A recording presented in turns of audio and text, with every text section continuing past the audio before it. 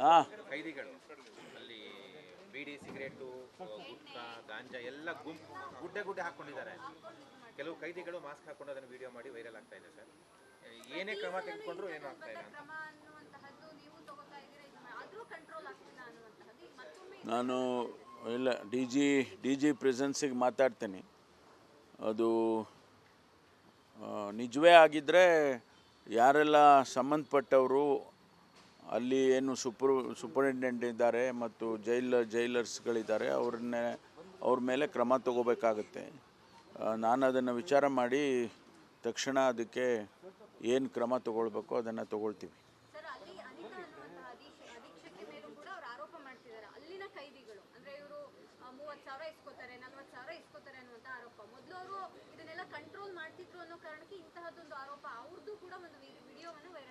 ಇಲ್ಲ, ಅದನ್ನೆಲ್ಲ ನಾನು ಒಂದು ತನಿಖೆ ಮಾಡಿಸ್ತೀನಿ.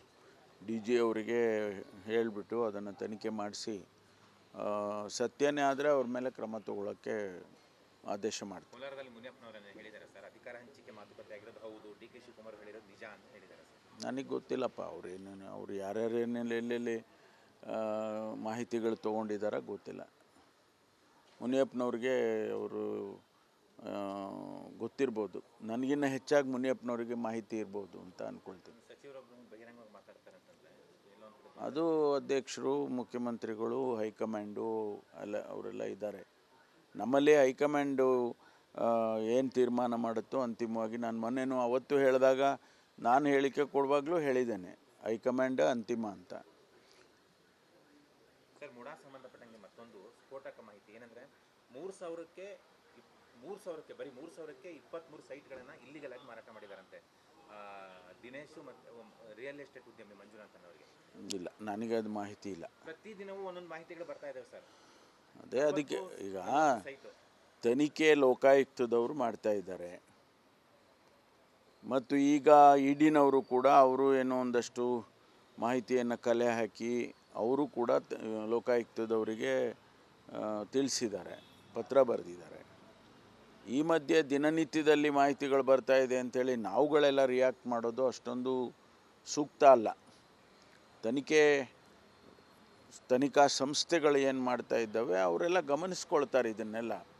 ಯಾರು ಈ ಮಾಹಿತಿ ಹೊರಗಡೆ ಕೊಡ್ತಾ ಇದ್ದಾರೆ ಅಥವಾ ಹೊರಗಡೆಗೆ ಬರ್ತಾ ಇದೆ, ಅದು ಸತ್ಯಾಸತ್ಯತೆಯನ್ನು ಯಾರು ತನಿಖೆ ಮಾಡ್ತಕ್ಕಂಥವರು ನೋಡ್ತಾರೆ. ನಾವು ಅದರ ಬಗ್ಗೆ ನಾವು ರಿಯಾಕ್ಟ್ ಮಾಡೋದು ಅಷ್ಟೊಂದು ಸೂಕ್ತ ಅಲ್ಲ ಅಂತ ನನಗನ್ಸುತ್ತೆ. ಯಾಕಂದ್ರೆ ನಮಗೂ ಮಾಹಿತಿಗಳಿರೋಲ್ಲ. ಯಾರೋ ಅವ್ರು ಹೇಳಿದ್ದು ಇವ್ರು ಹೇಳಿದ್ದು ಕೇಳಿಕೊಂಡು ನಾವು ರಿಯಾಕ್ಟ್ ಮಾಡೋದು ಅಷ್ಟೊಂದು ಸೂಕ್ತ ಇಲ್ಲ ಅಂತ ನನಗನ್ಸುತ್ತೆ. ತನಿಖೆ ಮಾಡೋರು ಇದನ್ನೆಲ್ಲ ಗಮನಿಸ್ತಾರೆ. ಸರ್, ಹಾಗೆ ಬಳ್ಳಾರಿಯಲ್ಲಿ ಇನ್ಸಿಡೆಂಟ್ ಮತ್ತೆ ಮುಂದುವರೆದಿದೆ, ಮತ್ತೊಬ್ಬರು ಬಾಣಂತಿ ಸಾವಾಗಿದೆ ಸರ್. ಅಲ್ಲ, ಈಗ ಗೊತ್ತಿಲ್ಲಪ್ಪ, ನನಗೆ ಗೊತ್ತಿಲ್ಲ ಅದ್ರ ಬಗ್ಗೆ ಹೆಚ್ಚು ಮಾಹಿತಿ ನನಗಿಲ್ಲ. ನಮ್ಮ ಇಲಾಖೆ ಬರಲ್ಲ, ಅದು ಆರೋಗ್ಯ ಇಲಾಖೆಗೆ ಬರೋದಲ್ವಾ. ಅದು ಆರೋಗ್ಯ ಇಲಾಖೆಗೆ ನಾನು ಪ್ರತಿಕ್ರಿಯೆ ಮಾಡೋದು ಅಲ್ಲ. ಮುಜುಗರ ಇದ್ದರೆ ಅದು ಸರಿ ಮಾಡ್ತಾರೆ. ಆರೋಗ್ಯ ಇಲಾಖೆ ಮಂತ್ರಿಗಳು ದಿನೇಶ್ ಗುಂಡೂರಾವ್ ಸಮರ್ಥರಿದ್ದಾರೆ, ಅದನ್ನು ನಿಭಾಯಿಸ್ತಾರೆ. ಅದರಲ್ಲೇನು ಅವಶ್ಯಕತೆ ಇದ್ದರೆ ಅವರು ಭೇಟಿ ಕೊಡ್ತಾರೆ ಮತ್ತು ಹಿರಿಯ ಅಧಿಕಾರಿಗಳನ್ನು ಕಳಿಸ್ತಾರೆ. ಅದೇನೇ ಸಮಸ್ಯೆ ಇದ್ದರೂ ಅದನ್ನು ಬಗೆಹರಿಸ್ತೇವೆ ಸರ್ಕಾರ. KMF ಸ್ಟ್ರಾಂಗ್ ಇದೆ ಇಡೀ ದೇಶದಲ್ಲಿ ಅಂತ ಒಂದು ಹೆಮ್ಮೆ ಇದೆ ಎಲ್ರಿಗೂ. ಮೊನ್ನೆ MD ವರ್ಗಾವಣೆ ಮಾಡಿದ್ರು ಜಗದೀಶ್ ವರ್ಮ. ಯಾಕೆ ಅಂದರೆ ಕೇರಳ ಹಾಲಿನ ಫೆಡರೇಷನ್ನ ಲಾಬಿ, ಕೇರಳ ರಾಜ್ಯದ ಲಾಬಿ ಅಂತ ಇಲ್ಲಿ ಹೊಸ ಉತ್ಪನ್ನಗಳನ್ನು ಅವರು ತರ್ತಾ ಇದ್ರು. ಜೊತೆಗೆ ಇಡ್ಲಿ ದೋಸೆ ಹಿಟ್ಟನ್ನು ಮಾರುಕಟ್ಟೆಗೆ ತರಬೇಕು ನಂದಿನಿ ಬ್ರ್ಯಾಂಡಲ್ಲಿ ಅಂತ ಒಂದು ಪ್ರಯತ್ನ ಎಲ್ಲ ಮಾಡಿದ್ದಾರೆ ಅವರು. ಆ ಹಿನ್ನೆಲೆಯಲ್ಲಿ ಕೇರಳ ಲಾಬಿ ಮಾಡಿ ಅವ್ರನ್ನೇ ಎತ್ತಂಗಡಿ ಮಾಡೋ ನಿಟ್ಟಿನಲ್ಲಿ ಯಶಸ್ವಿಯಾಗಿದೆ ಕೇರಳ. ನನಗೆ ಅದ್ರ ಬಗ್ಗೆ ಮಾಹಿತಿ ಇಲ್ಲ. ನಮಗೆ ಪೊಲೀಸ್ ಕೆಲಸ, ಹಾಲಿನ ಕೆಲಸ ಅದೆಲ್ಲ ಬೇರೆಯವ್ರು ಮಾಡ್ತಾರೆ.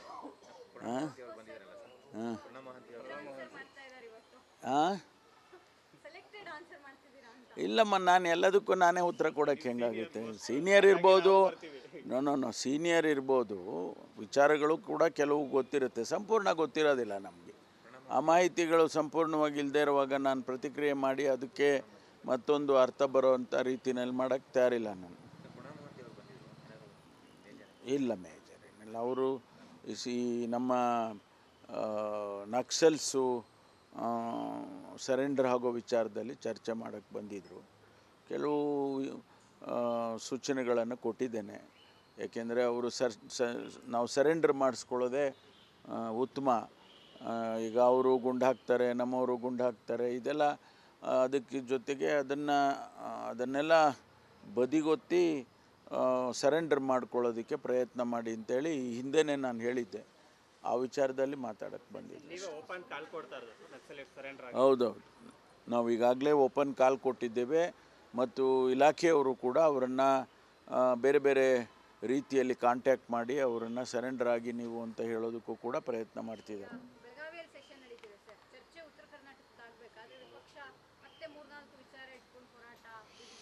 ಅಲ್ಲಲ್ಲ, ನಮ್ಮ ಉದ್ದೇಶ ಇರ್ತಕ್ಕಂಥದ್ದು ಆ ಭಾಗದ ಜನರಿಗೆ ಏನು ಸಮಸ್ಯೆಗಳಿದ್ದಾವೆ ಆ ಭಾಗದ ಜನರಿಗೆ ನಾವು ಆ ಸಮಸ್ಯೆಗಳನ್ನ ಬಗೆಹರಿಸಿ ಸರ್ಕಾರ ಕ್ರಮ ತಗೋಬೇಕು ಅಂತೇಳಿ ಹೆಚ್ಚಿನ ಅಂಶ ಅಲ್ಲಿ ಸೆಷನ್ ಮಾಡೋದೇ ಅದು ಉದ್ದೇಶ. ಆದರೆ BJPಯವರು ಯಾವಾಗಲೂ ಕೂಡ ಇಡೀ ರಾಜ್ಯದ್ದು ಮಾಡಬಾರ್ದು ಅಂತೇನಿಲ್ಲ, ಇಡೀ ರಾಜ್ಯದ್ದು ಮಾಡಬಾರ್ದು ಅಂತ ಆ ರೀತಿ ನಿಯಮಗಳೇನಿಲ್ಲ. ಆದರೆ ಹೆಚ್ಚಿನ ಅಂಶ ಆ ಭಾಗದ ವಿಚಾರಗಳಿದ್ದರೆ ಬೆಟರ್. ಹಾಂ, ಕೈದಿಗಳು ಅಲ್ಲಿ ಬೀಡಿ, ಸಿಗರೇಟು, ಗುಟ್ಕಾ, ಗಾಂಜಾ ಎಲ್ಲ ಗುಡ್ಡೆ ಹಾಕ್ಕೊಂಡಿದ್ದಾರೆ. ಕೆಲವು ಕೈದಿಗಳು ಮಾಸ್ಕ್ ಹಾಕೊಂಡು ಅದನ್ನು ವಿಡಿಯೋ ಮಾಡಿ ವೈರಲ್ ಆಗ್ತಾ ಇದೆ ಸರ್. ಏನೇ ಕ್ರಮ ತೆಗೆದುಕೊಂಡ್ರು ಏನೂ ಆಗ್ತಾ ಇಲ್ಲ. ನಾನು ಇಲ್ಲ ಡಿ ಜಿ ಪ್ರೆಸೆನ್ಸಿಗೆ ಮಾತಾಡ್ತೀನಿ. ಅದು ನಿಜವೇ ಆಗಿದ್ದರೆ ಯಾರೆಲ್ಲ ಸಂಬಂಧಪಟ್ಟವರು ಅಲ್ಲಿ ಏನು ಸೂಪರಿಂಟೆಂಡೆಂಟ್ ಇದ್ದಾರೆ ಮತ್ತು ಜೈಲರ್ಸ್ಗಳಿದ್ದಾರೆ ಅವ್ರ ಮೇಲೆ ಕ್ರಮ ತಗೋಬೇಕಾಗತ್ತೆ. ನಾನು ಅದನ್ನು ವಿಚಾರ ಮಾಡಿ ತಕ್ಷಣ ಅದಕ್ಕೆ ಏನು ಕ್ರಮ ತಗೊಳ್ಬೇಕೋ ಅದನ್ನು ತಗೊಳ್ತೀವಿ.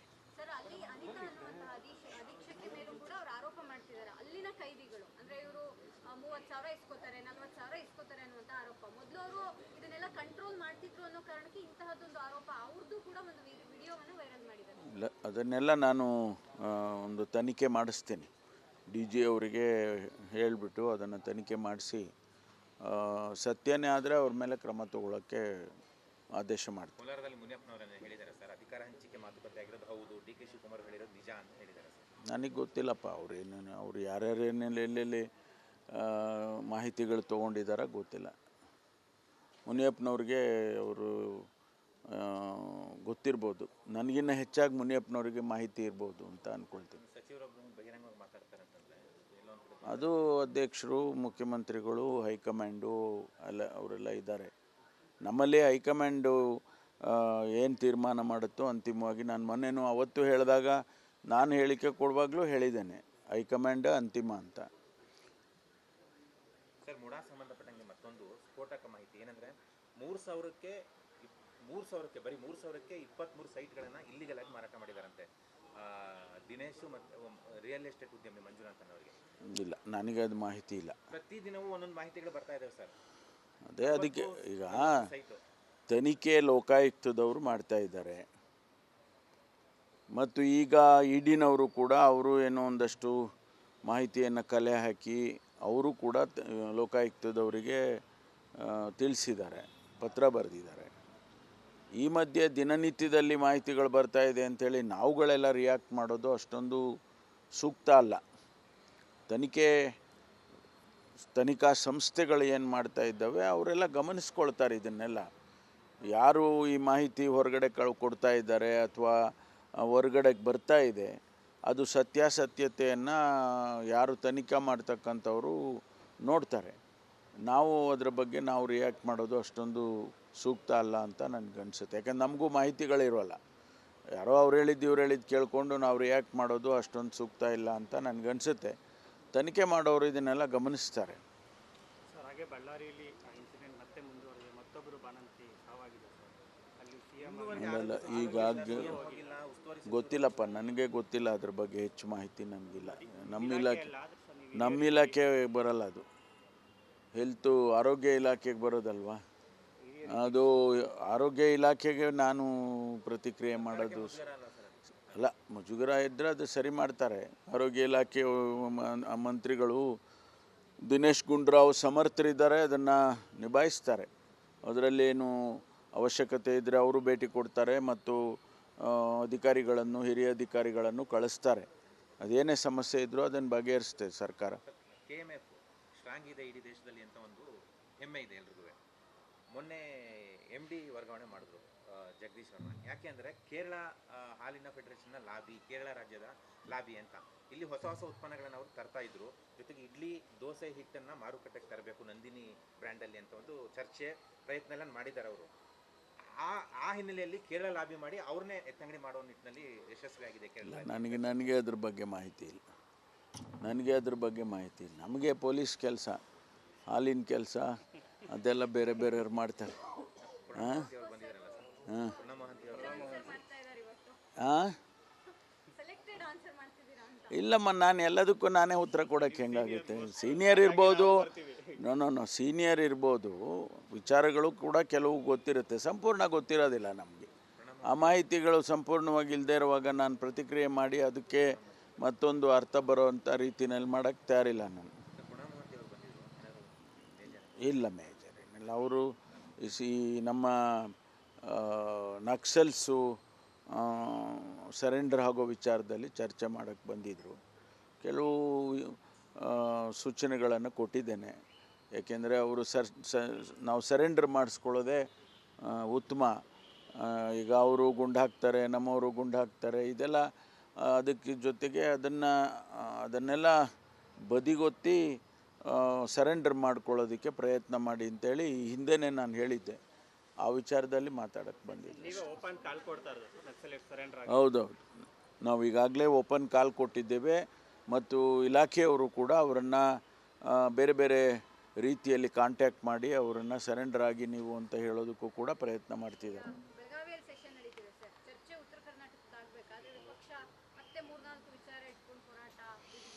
ಅಲ್ಲಲ್ಲ, ನಮ್ಮ ಉದ್ದೇಶ ಇರ್ತಕ್ಕಂಥದ್ದು ಆ ಭಾಗದ ಜನರಿಗೆ ಏನು ಸಮಸ್ಯೆಗಳಿದ್ದಾವೆ, ಆ ಭಾಗದ ಜನರಿಗೆ ನಾವು ಆ ಸಮಸ್ಯೆಗಳನ್ನ ಬಗೆಹರಿಸಿ ಸರ್ಕಾರ ಕ್ರಮ ತಗೋಬೇಕು ಅಂತೇಳಿ ಹೆಚ್ಚಿನ ಅಂಶ ಅಲ್ಲಿ ಸೆಷನ್ ಮಾಡೋದೇ ಅದು ಉದ್ದೇಶ. ಆದರೆ BJPಯವರು ಯಾವಾಗಲೂ ಕೂಡ ಇಡೀ ರಾಜ್ಯದ್ದು ಮಾಡಬಾರ್ದು ಅಂತೇನಿಲ್ಲ, ಇಡೀ ರಾಜ್ಯದ್ದು ಮಾಡಬಾರ್ದು ಅಂತ ಆ ರೀತಿ ನಿಯಮಗಳೇನಿಲ್ಲ. ಆದರೆ ಹೆಚ್ಚಿನ ಅಂಶ ಆ ಭಾಗದ ವಿಚಾರಗಳಿದ್ದರೆ ಬೆಟರ್.